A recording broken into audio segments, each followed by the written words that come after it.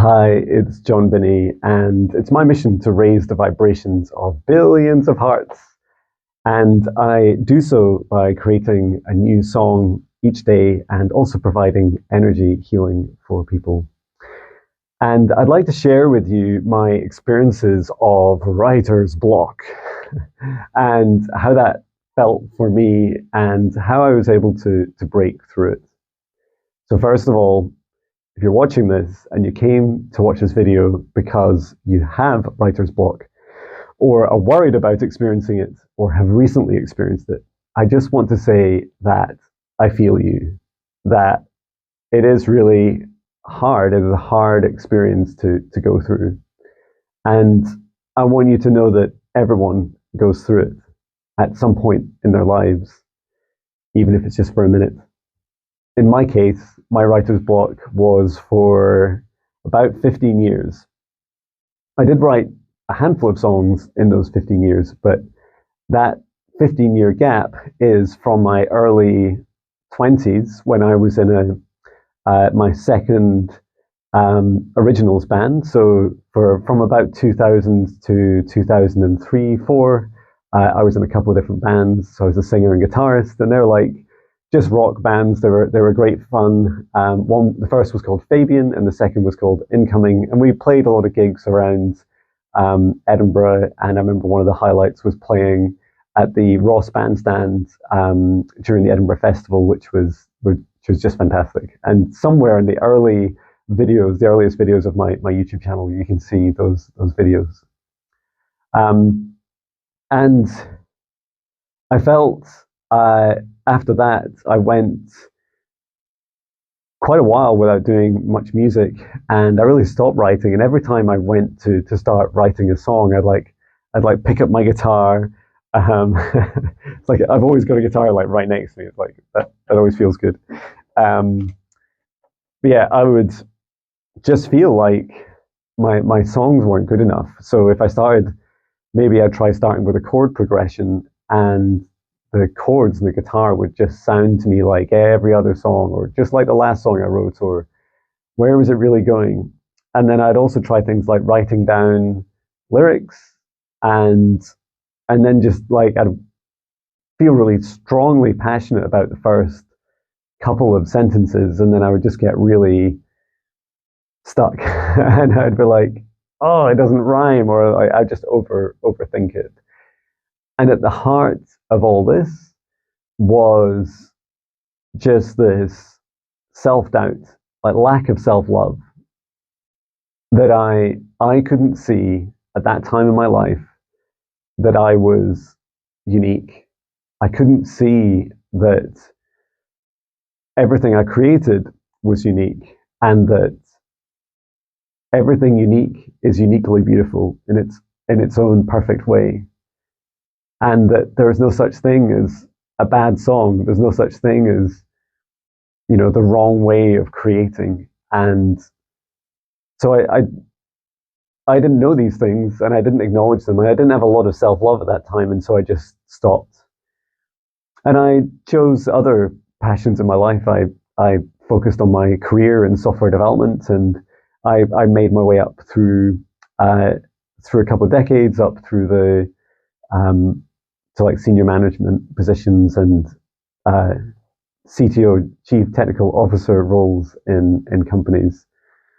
And that was fantastic too. I also had about 5 years, just as my children were born, or certainly my second child, he's now 14. So 14 years ago, I was in a covers band, and that was really incredible. Like we would go and play almost every weekend around pubs and clubs and weddings and events around Scotland and around England, and we were just having the time of our lives. And despite the fact I was sober most of the time, I was like singing and dancing on tables and on bars, and it really it opened up this side to me that just felt really good, felt really liberated, and I just didn't care what other people thought.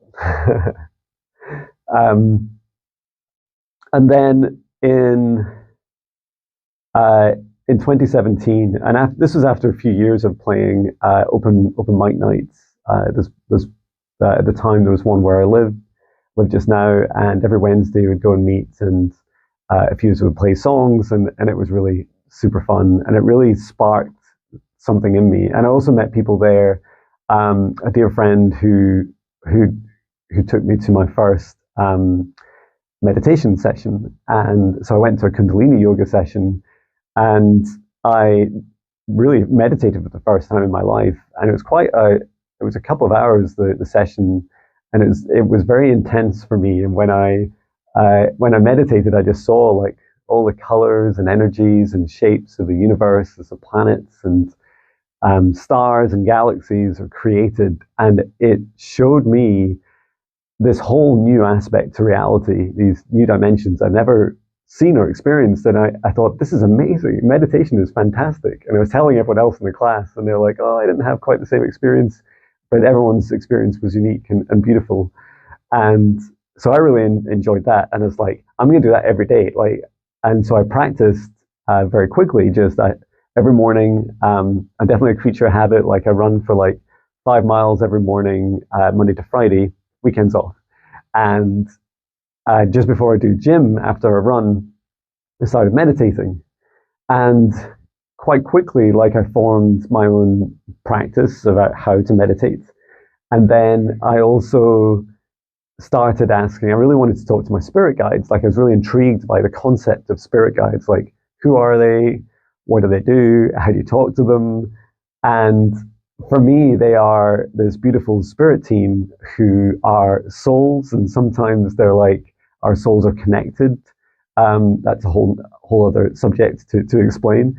But they're part of like my spirit family, and they exist, but not really in the third dimension, like more in the fifth dimension and higher.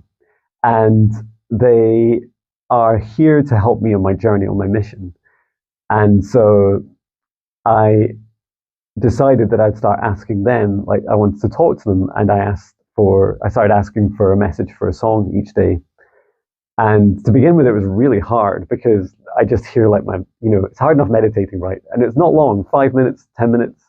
And I would just like really work through just trying to like stop all that chatter, worrying about bills or what's happening at my job or whatever it is, and just allowing these emotions and these thoughts to pass through. Like often shown like, standing at the side of a road that's really busy with all these thoughts going zoom, zoom, zoom, either way, but you can still sit there quietly just for a few minutes and listen to yourself. And in this case, ask my guides for messages.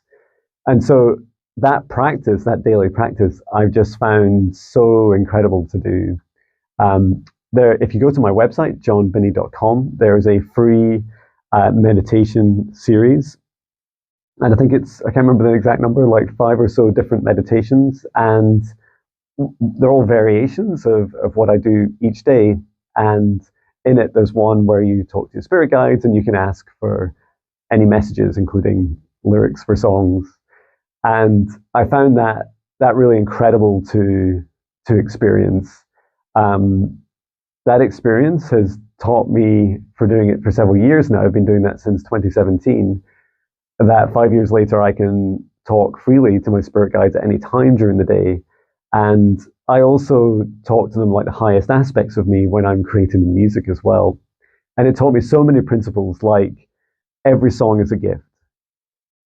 Every time you start creating, then trust yourself, love yourself, and pour your love into the thing you create and allow it to like flower and blossom and just resonate out through every word, every note, everything, every way, every dance that you do, every expression that you create. Really soak it up, like marinate it in your beautiful, beautiful love. And through the self-love, you're really able to open up your heart and open up into just infinite creation. And that's what helped me really being a big part of me being able to get the world record for the most studio albums digitally released at 110, and I just released album 132, and it just feels like it is never ending. I hope this video helps you, and I'm sending you so much love from Scotland. I love you.